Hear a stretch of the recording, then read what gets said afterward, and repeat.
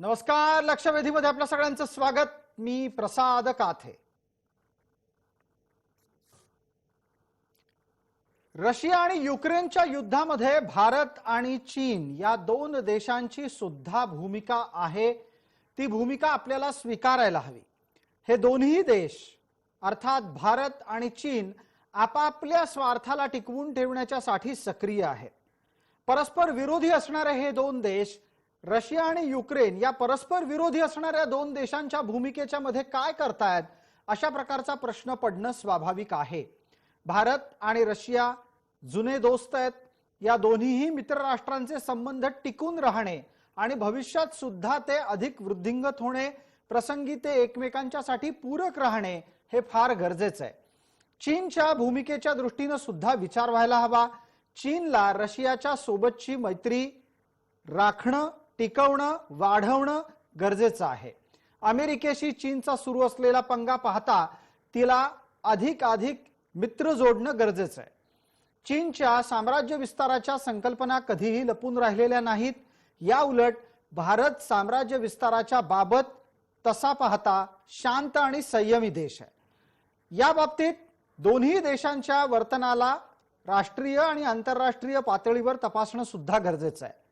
Russia आणि युक्रेनचं युद्ध किती दिवस चालेल, त्या युद्धाचे परिणाम भारत आणि चीनवर थेट काय होतील आणि कोणतेही नकारात्मक परिणाम भविष्यात होऊ घातले असतील तर ते टाळण्यासाठी भारत आणि चीन काय करणार आहेत याची चर्चा सोप्या भाषेत सर्वसामान्यांच्या साठी आणि सर्वसामान्यांच्या आकलनाच्या अनुषंगाने करणं गरजेचं आहे. आजची लक्षवेधी त्याच विषयावर.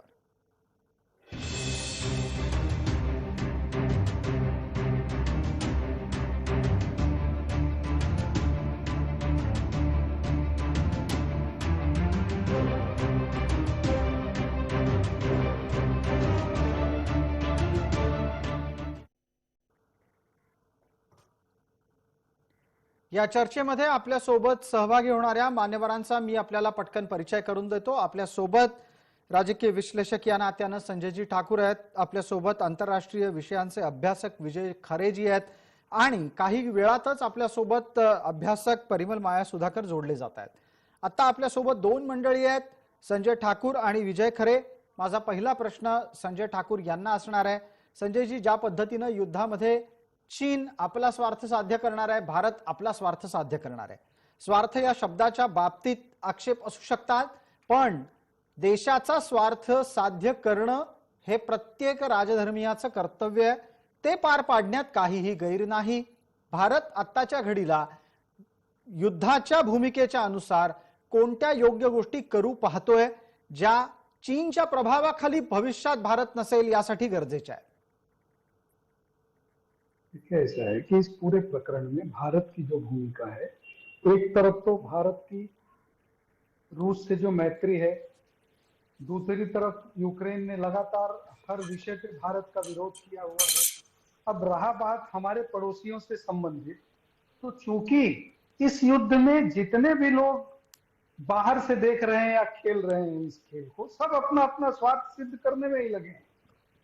यूरोपियन यूनियन क्यों चाहता है कि यूक्रेन उनके साथ आ जाए? तो झगड़े की जड़ ही नहीं होती अगर यूरोपियन यूनियन यूक्रेन को नाटो देश अपने में शामिल न करना चाहते अगर, तो रशिया को शायद कोई आपत्ति ना होती. रशिया का भी डर यही है कि कल को जब नाटो नेशंस में सम्मिलित हो जाएंगे तो नाटो फोर्सेज आके हमारे बॉर्डर पे खड़ी हो जाएंगी और कभी भी हमारे लिए चिंता का विषय हो सकता है. तो बिल्कुल वैसे ही है जैसे कि कल को पाकिस्तान या चीन किसी ऐसे गठबंधन में जाए जो भारत के विरोध में गठबंधन हो और भारत को क्षति पहुंचा सके. तो हर एक देश अपनी अपनी सुरक्षा की दृष्टि से काम कर रहा है. हालांकि भारत ने यूएन में एक्सटेंड किया है इस मामले में, लेकिन दूसरी तरफ भारत ने सारी मानवीय सहायताएं भी यूक्रेन पहुंचाने का काम किया है.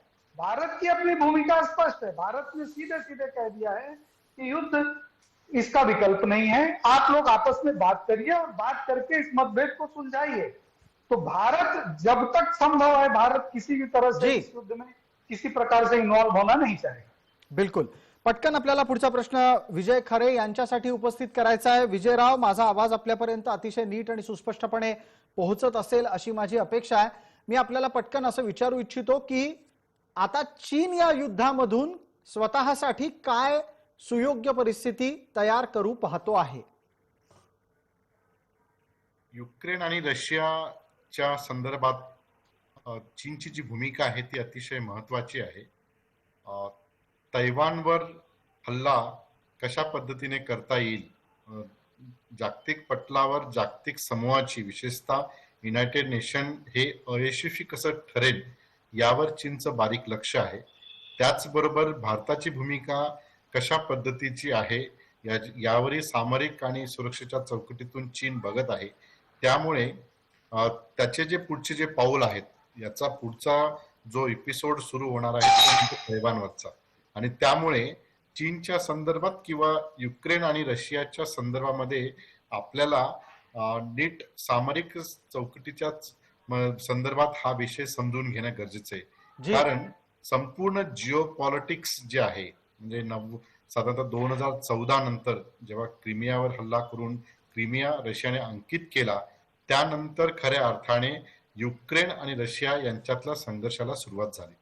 युरोपियन युनियन आणि नाटो सारख्या सदस्यांमध्ये युक्रेनने भाग घेऊ नये यासाठी रशियाचा जो प्रयत्न होता तो अयशस्वी झाल्यानंतर रशियाने ज्या पद्धतीची लष्करी कारवाई केलेली आहे त्या लष्करी कारवाईच्या पुढे युरोपियन युनियनसह अमेरिकेने तटस्थतेची भूमिका घेतलेली आहे. जरी आज आपण ह्युमन राईट्स किंवा मानवी हक्काच्या संदर्भात जी काही मदत करीत आहोत ती मदत युक्रेनला पुरेशी नाही.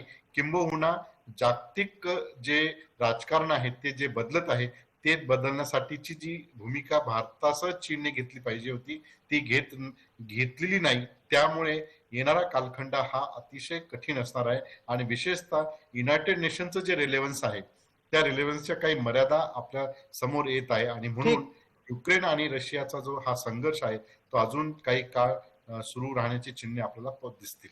बिलकुल. आपल्या सोबत आता परिमल, माया, सुधाकर जोडले गेलेले आहेत. परिमलजी, माझा आवाज आपल्यापर्यंत नीट येतोय अशी अपेक्षा आहे. किंचितच फक्त आपण थोडं मागे सरकलात तर खूप बरं होईल. माझा पुढचा प्रश्न आपल्यासाठी असा असणार आहे की या अनुषंगानं जो विषय आज आपला चीन आणि भारत नक्की या युद्धात काय करतायत या अनुषंगानं चर्चेला पुढे नेण्याचा विषय आहे. तर आपल्यासाठीचा माझा प्रश्न असा आहे की भारताच्या भूमिकेबाबत थोड्या वेळापूर्वी चर्चा झाली, आपण येण्यापूर्वी चीनच्या भूमिकेबाबत चर्चा करतो आहोत. या दोन्ही देशांचा मुख्य स्वार्थ काय? परिमलजी. दोन्ही देशांचा यामध्ये मुख्य स्वार्थ आहे तो युरोप आणि रशिया या दोन्ही देश आणि प्रांतांसोबत त्यांचे असलेले संबंध सुरळीत ठेवण्याचा आणि ते जेवढे सदृढ आहेत तेवढे सदृढ ठेवण्याचा. या सर्व संघर्षामध्ये भारत आणि चीन हे परस्परांचे शत्रू असले तरी या संघर्षामध्ये दोघांच्याही भूमिका या जवळपास समान आहेत. पूर्णपणे समान आहेत असं नाही, मात्र जवळपास समान आहेत. कारण दोन्ही देशांसाठी रशिया अत्यंत महत्वाचा देश आहे आणि त्याचप्रमाणे युरोपमधले सर्व देश हे भारत आणि चीन दोन्हीसाठी अत्यंत महत्वाचे आहेत. विशेषतः चीनला या एकूण परिस्थितीमधून स्वतःचा जास्त फायदा दिसतो आहे. तो या प्रकारे की रशिया आज चीनवरती रशियाचं अवलंबन जास्त वाढलेलं आहे, मात्र चीनची युरोपमधली बाजारपेठ कुठेही कमी झालेली नाही आणि हीच परिस्थिती नेमकी चीनला हवी होती. त्यामुळे या युद्धातून खरोखर जर कोणाचा फायदा होत असेल तर आज तो चीनचा फायदा होतो आहे असं आपल्याला दिसतंय की रशियाला आज चीनला स्वतःकडचा गॅस हा अत्यंत कमी पैशात देण्यापासून आज गत्यंतर उरलेलं नाही आणि चीनला त्यांचा अत्यंत आवश्यक असलेले एनर्जी सोर्सेस, इंधन हे रशियाकडून आता आयते स्वस्त दरामध्ये मिळणार आहेत आणि त्याच वेळेस रशिया आणि युरोप यांच्यातले आर्थिक संबंध सध्या खंडित झाल्यामुळे युरोप जी चीनची आधीच मोठी बाजारपेठ होती ती आता आणखी मोठी बाजारपेठ युरोपची होणार आहे. ही परिस्थिती चीनला जे हवं होतं त्या दृष्टीने होते आहे आणि त्याहून महत्वाचं म्हणजे मागील काही वर्षांमध्ये ज्या पद्धतीने अमेरिकेने आणि युरोपमधल्या काही देशांनी चीन हा त्यांचा सर्वात मोठा शत्रू आहे असं ठरवत स्वतःचं परराष्ट्र धोरण स्वीकारलं होतं, त्यात बदल केले होते. आज अमेरिकेला आणि युरोपमधल्या ब्रिटन सारख्या देशांना स्वतःचं परराष्ट्र धोरण पुन्हा एकदा युरोप केंद्रित आणि रशिया विरोधी करावं लागतंय, जो चीनला आशियामध्ये मोकळा श्वास घेण्यासाठी मिळालेला एक फार मोठा अवकाश आहे. चीन याचीच वाट बघत होता. त्यामुळे या सर्व बाबी ज्या आहेत या सध्या तरी चीनच्या पथ्यावर पडणाऱ्या आहेत असं आपल्याला दिसतंय. जी भारताची परिस्थिती ही चीन एवढी चांगली नाही. भारताची परिस्थिती ही नाजूक आहे. भारताची परिस्थिती नाजूक याच्यासाठी आहे की भारतावरती अमेरिका आणि रशिया या दोन्ही देशांकडनं प्रचंड दबाव आहे आणि या दबावामध्ये एक अत्यंत तारेवरची कसरत भारताला करावी लागते आहे, जी खूप काळपर्यंत करत राहणं भारतासाठी शक्य होणार नाही. आणि त्याचप्रमाणे चीनने जर भारताच्या कुरापती काढल्या तर आज रशिया किंवा अमेरिका हे त्याकडे फारसं लक्ष देणार नाहीत, भारताच्या फारसं मदतीला सुद्धा येणार नाहीत. आणि जो आणखी एक अवकाश किंवा आणखी एक संधी चीनला आशियामध्ये या युद्धामुळे प्राप्त झाली आहे आणि भारतासाठी ही नाजूक परिस्थिती त्यामुळे तयार झालेली आहे. जी सुधाकरजी, आपलं विश्लेषण पोहोचलं अतिशय सुस्पष्टपणे, ते सर्वांपर्यंत ऐकायला गेलेलं आहे. दोन प्रमुख भूमिका आपण आपल्या या वक्तव्यामध्ये मांडल्यात की कशा पद्धतीनं चीनचा फायदा होऊ शकेल अशी स्थिती जन्माला आली आणि भारताची स्थिती आत्ताच्या घडीला नाजूक आहे असंही आपण सांगितलं. मग विवेकरावांसाठी माझा पुढचा प्रश्न असा आहे की भारताच्यासाठी जर समजा रशिया आणि इतर देशांचा दबाव आहे तर यातून मार्ग काढण्यासाठी भारत आपल्या भूमिकामध्ये काय बदल करू शकतो? भारतानं तटस्थ राहायचं ठरवलंय. भारत याचा अर्थ न युक्रेनच्या बाजूला आहे न रशियाच्या बाजूला आहे. रशिया आपला अनेक वर्षांपासूनचा अतिशय चांगला मित्र राहिलेला आहे. रशियाला आपल्याला दुखवायचं नाहीये, मात्र युक्रेनच्याही पाठीशी आपण आहोत असं रशियाला जाणवू सुद्धा द्यायचं नाहीये. दुसऱ्या बाजूला जरी या संपूर्ण वादामध्ये आत्ता अमेरिका नसली तरी पण अमेरिकेलाही आपल्याला दुखवायचं नाहीये.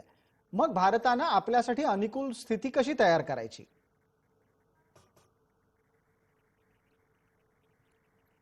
कोणासाठी प्रश्न आहे हा? विजयराव आपल्यासाठी प्रश्न आहे, आपण बोलायला सुरुवात करावी. युक्रेन मधील जे भारतीय आहेत, जोपर्यंत त्यांचं पूर्णपणे इव्हॅक्युएशन होत नाही तोपर्यंत भारत सरकार आपली भूमिका जी आहे ती स्पष्टपणे जागतिक पटलावर आणणार नाही. मला असं वाटतं की वेट आणि वॉचची ही भूमिका केवळ दोन गोष्टीसाठी आहे. सामरिक हा भाग जरी असला तरी पहिल्यांदा जे भारतीय युक्रेनमध्ये अडकलेले आहेत त्यांना इव्हॅक्युएट करणं किंवा बाहेर काढणं हे पहिलं प्राधान्य असल्या कारणाने आज भारताने खऱ्या अर्थाने आपले जे सामरिक जी चाल आहे ती पुढे केलेली नाही हे आपल्याला प्राथमिक दर्शन दिसत आहे.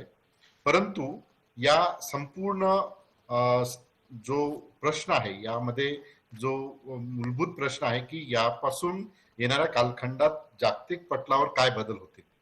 जसं लीग ऑफ नेशन दुसऱ्या महायुद्ध थांबवण्यासाठी अयशस्वी ठरली तसं युनायटेड नेशन हे जर पुढे आण्विक शस्त्रांचा वापर केला आणि जर पुढे काही इतर संघर्षाचे तो अधिक वाढला तर युनायटेड नेशन कमकुवत झालं की काय ही शंका आपल्या पुढे येऊ शकते. आणि त्यामध्ये चीनकडे असणारा व्हिटो पॉवरचा वापर करून रशियाकडे असणारा व्हिटो पॉवर असल्या कारणाने ही दोन्ही राष्ट्र सध्या युनायटेड नेशनला हतबल करून सोडतील.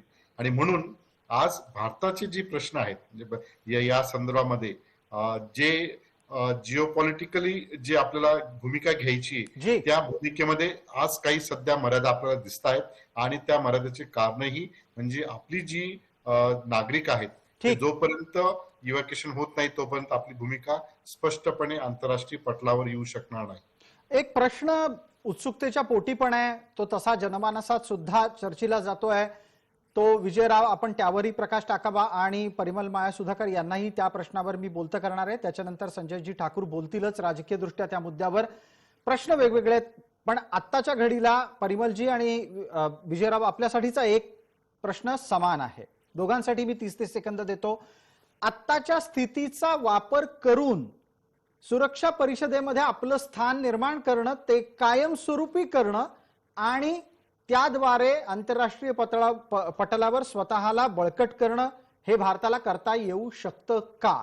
हा मुद्दा सुरक्षा परिषदेच्या दृष्टीनं सुद्धा आणि भारताचं त्यातलं स्थान महत्त्वाचं करण्याच्या दृष्टीनं सुद्धा वापरता येईल का आधी विजयराव आपण 30 सेकंदात उत्तर द्यावं आणि नंतर परिमलजी. युनायटेड नेशनची जी सुरक्षा मंडळ आहे त्याची पुनर्रचना एवढ्या घाईघाईत करणं शक्य नाही आणि त्याच्यासाठी लागणारं जे बळ आहे म्हणजे गेल्या 2 दशकापासून युनायटेड नेशनचं पुनर्रचना व्हावी. भारतासह दक्षिण आफ्रिका, ब्राझील, जर्मनी, जपान की ज्यांचं विशेषतः जपान आणि जर्मनी यांचं फायनान्शियल कॉन्ट्रीब्युशन भारतापेक्षा फार मोठं आहे आणि त्यांचा असा क्लेम आहे की जर आम्ही युनायटेड नेशन सस्टेन करण्यासाठी फायनान्शियल कॉन्ट्रीब्युशन करत असू तर आमचा पहिल्यांदा क्लेम आहे. त्यामुळे युनायटेड नेशनची मध्यंतरी पुनर्रचनेची भाष्य करत असताना विदाऊट विटो पॉवर जे परमनंट जे काही सुरक्षा मंडळ आहे ते विदाऊट विटो पॉवरची पुनर्रचना करण्यासाठी प्रगत देश तयार आहेत, परंतु विथ विटो पॉवर ते शक्य होणार नाही आणि आज तसा प्रयत्न करून त्याचा कुठलाही फायदा भारताला सध्या तरी आज होणार नाही. बिलकुल. परिमल माया सुधाकर, आपलं यावरचं विवेचन. सुरक्षा परिषदेच्या सदस्यत्वासाठी भारत हा एकमात्र दावेदार नाही. जर्मनी हा सुद्धा प्रबळ दावेदार आहे, जसं प्राध्यापक विजय खरे यांनी सांगितलं. आणि आज जर्मनीने रशियाच्या विरोधात जेवढी ठाम भूमिका घेतली आहे त्यावरून रशिया जर्मनीला कदापि संयुक्त राष्ट्र सुरक्षा परिषदेचं सदस्यत्व देणार नाही आणि फक्त भारतासाठी म्हणून सुरक्षा परिषदेचा विस्तार होणार नाही हे आपल्याला कळालं पाहिजे. युद्धजन्य परिस्थितीमध्ये कोणताही देश हा दुसऱ्या कोणत्याही देशाला सुरक्षा परिषदेचं कायम सदस्यत्व देऊन जास्त प्रबळ होऊ देणार नाही. त्यामुळे सुरक्षा परिषदेचा विस्तार हा शांततामय परिस्थितीतच होईल किंवा संयुक्त राष्ट्र पूर्ण विस्कळीत झालं आणि एक नवी जागतिक संघटना बांधण्यात आली तर त्याच्यामध्ये होईल. त्याच्याशिवाय भारताला किंवा इतर अन्य कोणत्याही देशाला सुरक्षा परिषदेचं स्थायी सदस्यत्व मिळणार नाही. धन्यवाद परिमलजी, आपण असे जोडलेले राहा. परिमलजी, याच चर्चेच्या अनुषंगानं त्यातले काही राजकीय अर्थ समजून घेण्यासाठी संजयजी ठाकूर यांना बोलतं करतो. संजयजी, आपण अभ्यासकांची मतही समोर ठेवलेली आहेत. आत्ताच्या घडीला भारताच्या साठीची परिस्थिती नाजूक आहे. आंतरराष्ट्रीय पातळीवर चीन आपलं महत्व वाढवत नेतोय. सुरक्षा परिषदेतलं आपलं स्वतःचं स्थान बळकट करण्याच्यासाठी आता म्हणावी तितकी परिस्थिती अनुकूल होताना दिसत नाहीये. मग अशा वेळेला भारत तटस्थ राहून साध्य काय करतो आहे? संजय जी. कैसा प्रसाद जी कि मैं सुबह से प्रसार माध्यमों को देख रहा हूँ और मुझे इस बात की बहुत खुशी हो रही कि आपके चैनल पे ये जो डिबेट चल रही है और हमारे जो दोनों विशेषज्ञ पैनलिस्टों ने जो बात कही है सुबह से लेकर अब तक की सबसे अच्छा विश्लेषण, इतना क्लियर कट विश्लेषण किया है इन लोगों ने. एक बात समझिए आप, एक तरफ भारत के रशिया है जो प्रूव्ड फ्रेंड है. आज भी भारत के 60% के आसपास मेरे ख्याल में रक्षा उपकरण हमको रशिया से ही मिलते हैं. दूसरी तरफ अमेरिका हमारी तरफ बढ़ा रहा था हाथ, हम अमेरिका के नजदीक जा जरूर रहे थे, लेकिन जब हमको जरूरत पड़ी थी तब हमको काम रशिया आया था, न कि अमेरिका आया था. उल्टा अमेरिका ने हमको उस समय धमकाने की कोशिश की थी. तो भारत के लिए इस समय बहुत ही संवेदनशील मामला चल रहा है. भारत चाहकर भी, और जैसा कि अपने विश्लेषकों ने अभी बताया है कि जब तक वहां भारत के प्रत्येक नागरिक को वहां से निकाल नहीं लिया जाता है तब तक भारत अपनी स्पष्ट भूमिका ले भी नहीं सकता. भारत ने रशिया का विरोध भी नहीं किया, लेकिन सारी मानवीय मदद देकर भारत ने यह भी कहा कि वहां के लोगों के साथ जो हो रहा है वो अच्छा नहीं हो रहा है. ये भी संदेश भारत का ही है. दुनिया जानती है, विश्व समुदाय जानता है कि चीन भारत का कट्टर विरोधी है और भारत का पड़ोसी देश है. अब चीन को बैलेंस करने के लिए भारत को अपनी रणनीति, भारत अपने आप को खतरे में डाल के तो किसी की मदद नहीं कर सकता. ये विकट स्थिति तो उत्पन्न हो ही गई है और इस समय स्ट्रेटेजिकली ये वार चाइना के लिए, ये सच है कि ब्लेसिंग इन डिस्गाइज हो गया है चाइना के हितों के हिसाब से, लेकिन भारत के लिए परिस्थितियां कठिन है और निश्चित रूप से भारत को इसका बहुत सूझबूझ के साथ इन परिस्थितियों का सामना करना पड़ेगा. रही बात सुरक्षा परिषद की, तो जैसा कि हमारे विश्लेषकों ने बताया कि अभी जो इस समय सारी स्थितियां चल रही हैं उसमें बहुत ज्यादा कुछ होना नहीं है, लेकिन जो इस डिबेट से बात निकल के आई हो कि जितना कट्टर विरोध है चीन का सुरक्षा परिषद के लिए भारत का चीन था, अब उतना ही कट्टर विरोधी जर्मनी का रशिया होके बैठेगा. तो इसलिए कुछ इक्वेशन बदलेंगे जरूर, लेकिन ये परिस्थितियां क्या होंगी ये आने वाले समय में ही क्लियर होंगी. अभी फिलहाल आज के दिन में इस पे कोई भाष्य करना मुझे नहीं लगता है कि निर्णायक भाष्य कोई किया जा सके. जी, चर्चेच्यासाठी पुढच्या मुद्द्याच्या अनुषंगानं आपल्या सोबत असलेल्या इतर मान्यवरांना पटकन बोलतं करतो. माझा पुढचा प्रश्न आता परिमल माया सुधाकर यांच्यासाठी असेल. परिमलजी, आता काय होतंय याची चर्चा आपण जितकी करतोय त्याचबरोबर भविष्यात आणखीन काय काय होऊ शकतं याही मुद्द्याला स्पर्श करायचा आहे. त्या अनुषंगानं मी आपल्याला विचारू इच्छितो की युद्ध हे अंदाजे किती चालेल याच्या संदर्भातली स्पष्टता नाही. आजच्या घडीला या युद्धात आणखीन कोण उतरेल कोण उतरणार नाही याचीही स्पष्टता अद्याप नाही. पण आपण असं केवळ आणि केवळ चर्चेच्यासाठी धरून चालू की हे युद्ध दोन पातळ्यांवर ही चर्चा होईल. अर्थात पहिल्यांदा असं आहे की नजीकच्या भविष्यामध्ये साधारण महिन्याभरात हे युद्ध संपलं, कारण आता रशिया ज्या वेगानं आक्रमण वाढवत चाललाय, हल्ला तीव्र करत चाललाय, ते पाहता निर्णायक परिस्थितीमध्ये महिन्याभरात हे युद्ध आटोपेल. त्यानंतर काय? आणि दुसरा प्रश्न जो त्यानंतरच्याही मुद्द्याला जोडून असेल की हे महिनाभर युद्ध नाही चाललं आणि वर्षभर चाललं तर काय? जर वर्षभर हे युद्ध चाललं तर तो नक्कीचपणे एक प्रकारे रशियाला मिळालेला तो धक्का असेल. रशियाला हे अजिबात अपेक्षित नाही की हे युद्ध 1 वर्ष चालेल. रशियाची एवढं मोठं युद्ध खेळण्याची तयारी सुद्धा नाही, मानसिकता सुद्धा नाही. त्यामुळे रशिया या युद्धात उतरलेला आहे तो एक छोटे खाणी युद्ध करण्यासाठी आणि लवकरात लवकर युक्रेनमधून बाहेर पडण्यासाठी. आणि त्यामुळे तुम्ही जसं म्हणता तसं फार फार तर हे युद्ध आणखी 3 ते 4 आठवडे चालेल. आणि या युद्धातून रशियाला 2 प्रकारच्या हमी त्यांना हव्या आहेत. एक, युक्रेन नाटोचा सदस्य होणार नाही आणि त्याच्यासाठी युक्रेनमध्ये जे काही बदल करायचे असतील, युक्रेनच्या राष्ट्राध्यक्षांना बदलायचं असेल, तिथे नवं सरकार प्रस्थापित करायचं असेल, युक्रेन सोबत याबाबतचा करार करायचा असेल, रशियन सैन्य हे युक्रेनच्या राजधानीत जाऊन बसणार आणि त्यांच्या मानगुटीवर बसून या प्रकारची व्यवस्था युक्रेनमध्ये प्रस्थापित करणार आणि त्यानंतरच ते तिथून माघार घेणार. आणि दुसरं, युक्रेनमधले जे रशियन भाषिक आहेत त्यांच्या सुरक्षेची हमी घेणार आणि युक्रेनमधल्या रशियन भाषिकांचे जे प्रदेश आहेत त्यांना पूर्ण स्वायत्तता मिळवणार आणि त्यांना स्वायत्तता मिळवून त्यांचं स्थान जे आहे त्यांचं स्थान हे युक्रेन किंवा रशिया यांच्या दरम्यान संदिग्ध ठेवणार. ते रशियाचाही भाग असणार आणि ते युक्रेनचाही भाग असणार आणि या प्रकारची व्यवस्था करून रशियन सैन्य तिथनं माघार घेणार. रशियाचा ऑब्जेक्टिव्ह, रशियाचा उद्देश हाच आहे की युक्रेनला कमकुवत करायचं, युक्रेनला नाटोचं सदस्य होऊ द्यायचं नाही आणि युक्रेनमधल्या रशियन भाषिकांना बरोबरीचे अधिकार युक्रेनमध्ये मिळवून द्यायचे. बिलकुल. थोडक्यात सोप्या शब्दात आणि एका वाक्यात जर आपण हे मांडायचं असेल तर युक्रेनमध्ये युक्रेनचीच सत्ता राहील, मात्र ती सत्ता रशियाला अंकित राहील असं आपण या एका वाक्यामध्ये मांडू शकतो. आपण पटकन विवेक रावांना बोलतं करतोय. आपल्यासोबत विवेक खरे, अभ्यासक, संरक्षण तज्ञ म्हणूनही जोडले गेलेले आहेत.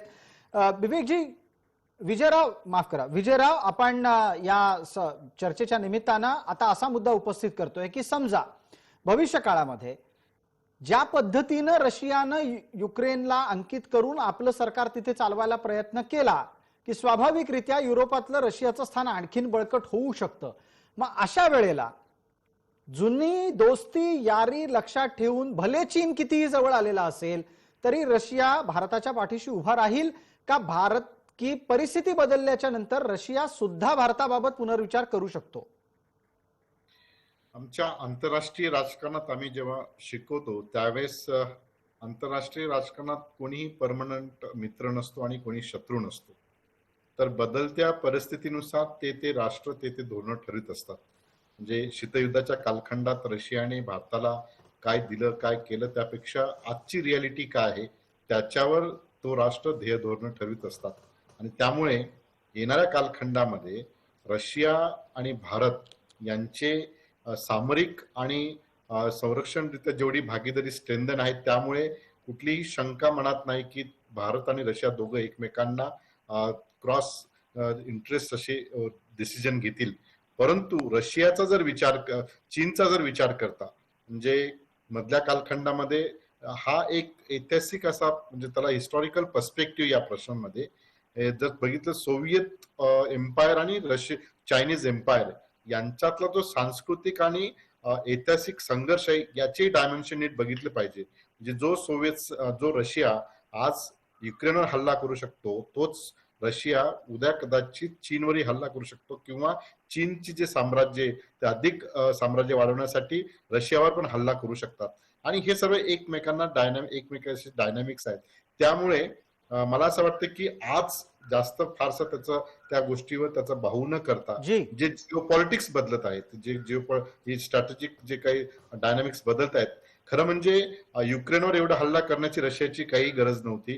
त्यांच्याकडे असणारे जे सायबर कमांड जे आहे जी त्या सायबर अटॅकद्वारेच युक्रेनला नामहरम रशियाला करता आलं असतं. परंतु त्यांच्याकडे असणारं जे साधन सामुग्री आहे, लष्करी साधन सामुग्री, ती आता निकाली काढायची. कारण प्रत्येक बॉम्ब गोळ्याचं किंवा टँकचं काही आयुर्मान असतं. बिलकुल त्या आयुर्मानची टेस्टिंग आणि त्याचं रिप्रोडक्शन करणंही गरजेचं असतं. म्हणजे ते त्याचा वापर व्हावा, त्याचं पुन्हा प्रोडक्शनसाठी मार्केट अवेलेबिलिटी व्हावी. आणि म्हणून अमेरिकाही आज शांत आहे, कारण त्यांना ह्या संघर्षामुळे जागतिक पटलावर भारत सारखे आणि इतर जे विकसनशील देश आहेत हे मार्केट अवेलेबिलिटी मिळणार आहे. आणि बिलकुल म्हणून विजयराव एक अत्यंत सामान्य भाषेमध्ये आणि सामान्यांना समजेल असं एक उदाहरण या निमित्तानं मी देऊ इच्छितो.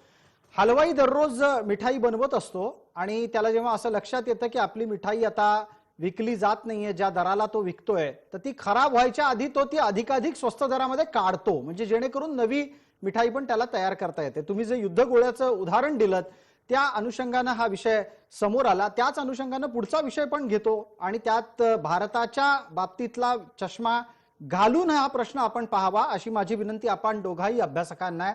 माझा पहिला प्रश्न विजयराव आपल्याला असेल, त्यानंतर परिमलजी आपल्यासाठीचा पुढचा प्रश्न. संरक्षण विषयक सुद्धा या युद्धाच्या नंतर अनेक परिमाणं बदलू शकतात. भारताला रशियाच्याकडून मिळणारं संरक्षण साहित्य हे अमेरिकेच्या तुलनेमध्ये स्वस्त असतं आणि ते आतापर्यंत तरी आपण मोठ्या प्रमाणात खरेदी करत आलेलो आहोत. या युद्धाच्या नंतर चीन आणि भारत या दोघांचीही संरक्षण साहित्याची गरज आणि त्याला भागवण्याची क्षमता याबाबत रशियाची ताकद कमी जास्त होऊ शकते का? निश्चितच आपल्यावर कदाचित जर आपण जास्तच प्रो रशियन भूमिका घेतली तर S-400 जे मिसाईल्सचे जो करार केलेला आहे त्याच्यावर कदाचित अमेरिका आपल्यावर सुद्धा सँक्शन लावण्याची शक्यता आहे. आणि ते जर सँक्शन्स डिक्लेअर झाल्यात तर आपल्याला रशिया सोबतच जास्त स्ट्रॅटेजिक पार्टनरशिप करावी लागेल आणि चीनला काउंटर करावी लागेल, करणं गरजेचं आहे. त्यामुळे खूप बॅलन्स, म्हणजे हे जे क्रिटिकल प्रश्न आहेत विशेषतः संरक्षण साधन सामुग्रीच्या संदर्भामध्ये जे करार आहेत, पण त्याहीपेक्षा अमेरिकेलाही भारताची तेवढीच गरज आहे चीनच्या विरुद्ध काउंटर करण्यासाठी. आणि म्हणून अमेरिकाही कदाचित येणाऱ्या कालखंडामध्ये त्या निमित्ताने अजून सँक्शन डिक्लेअर ऑफिशियली केलेली नाहीत, परंतु तशा पद्धतीची प्रक्रियाही राबवणार नाही. परंतु आपली जी भूमिका आहे ती अमेरिकेच्या हितासाठी चीनला काउंटर करण्यासाठी होऊ नये. म्हणजे मला असं वाटतं की भारत हा एक मोठा देश आहे, लोकशाही प्रधान देश आहे. भारताची एक स्वतंत्र नीती असली पाहिजे की ज्यामुळे जागतिक पटलावर आपलं स्वतःचं सामर्थ्य बघावयास मिळेल आणि तशा पद्धतीची भूमिका घेणं गरजेचं आहे. आणि तशा पद्धतीची भूमिका जर नसेल तर कदाचित आपण या तिन्ही महासत्तांमध्ये ट्रॅप होण्याची आपल्याला दाट शक्यता दिसत आहे, कारण तशा पद्धतीचे वातावरण आपल्याला येणाऱ्या कालखंडात दिसेल. ठीक आहे, चर्चेला वेळेची मर्यादा आहे. आपण पटकन परिमल माया सुधाकर यांना बोलतं करणार आहोत आणि जाता जाता शेवटची कॉमेंट आपण या प्रश्नावरची या विषयावरची संजयजी ठाकूर यांच्याकडून घेऊ. परिमलजी, चीनची साम्राज्यवादी नीती लपलेली नाही. चीनला तैवानही हवा असतो, अरुणाचलही हवा असतो. अजूनही आसपासच्या देशांमध्ये त्याच्याकडून सातत्याने साम्राज्य विस्तार करण्याचा प्रयत्न लपलेला नाही. या युद्धाच्या नंतर समजा रशिया आपल्या पाठीशी आहे असं समजून चीन आपल्याशीच थेट आणखीन युद्धखोर भूमिकेतून वागला तर चा प्रश्नच नाही, तो तसंच वागणार. कारण आज चीनला पूर्ण हमी मिळाली आहे की रशिया चीनच्या विरोधात जाणार नाही, रशिया भारताच्या बाजूने उभं राहणार नाही, रशिया तटस्थ राहणार. आणि अमेरिका, युरोप हे युक्रेनमध्ये गुंतलेले आहेत. त्यामुळे आपल्याला आज सर्वात मोठा धोका जो उत्पन्न झालेला आहे तो चीनच्या कुरापतींचा आहे. आणि हे सुद्धा युक्रेन प्रश्नावरून अगदी स्पष्ट झालेलं आहे की कोणताच देश कोणत्याच देशाच्या मदतीला जाणार नाही आजच्या जागतिक राजकारणामध्ये. भारताच्या मदतीला सुद्धा हिमालयामध्ये इतर देश धावून येणार नाहीत. भारताला त्यासाठीची सर्व संरक्षण तयारी राजनीय तयारी ही आतापासूनच ठेवावी लागणार जी आणि युद्ध नीतीमध्ये चीन हा धक्का देण्याबाबत धोका देण्याबाबत त्याची ख्याती आहे. त्यापासून आपल्याला दिवस रात्र डोळ्यात तेल घालून सावध राहावं लागतं. बिलकुल. पटकन या निमित्तानं संजयजी आपल्याला बोलतं करतो. संजयजी, थोडक्यात रात्र वैऱ्याची आहे आणि दिवस सुद्धा वैऱ्याचेच आहेत. भारत आणि भारताचं सरकार हे येत्या दिवसांमध्ये चीन पासून सगळ्यात जास्त सांभाळून राहायला लागेल अशा स्थितीला सामोरं जायला कितपत तयार आहे? निश्चित तौर पे भारत सरकार उस दिशा में, भारत सरकार के प्रधानमंत्री से लेके सारे लोग उस दिशा में बहुत प्रयास कर रहे हैं. इन सारे विश्लेषणों में एक चीज नहीं भूलना चाहिए कि विश्व समुदाय के लिए भारत भी एक बड़ी महासत्ता है और इसके साथ में भारत ही पूरे विश्व का सबसे बड़ा उपभोक्ता बाजार भी है. भारत को किसी भी देश को इतने आसानी से नेग्लेक्ट करना आसान नहीं होगा. हालांकि चीन धोखेबाज है, लेकिन एक बार धोखा करने के बाद दोबारा चीन कामयाब नहीं हुआ है. न चीन का इतिहास है किन्हीं देशों के साथ बहुत लड़ाई लड़के बहुत जीत लेने का. चीन के पास शक्ति ज्यादा दिखती होगी, आर्थिक मजबूती ज्यादा होगी, लेकिन मैं विश्वास के साथ कह सकता हूं कि तैयारी और मनोबल भारत का भी कम नहीं है. और चीन ने ये गलती करी तो चीन को भी इसके बहुत भयानक परिणाम भुगतने पड़े. बिलकुल. धन्यवाद. आपण सर्व मान्यवर या चर्चेमध्ये सहभागी झालात त्यासाठी आणि वेळेमध्ये आपलं मतप्रदर्शन केलं त्यासाठी सुद्धा. चर्चेला वेळ मर्यादा आहे. आपण या लक्षवेधीला इथेच विराम देतोय. लक्षवेधीच्या या भागामध्ये तुर्तास इतकंच. सर्व प्रेक्षकांना जय महाराष्ट्र.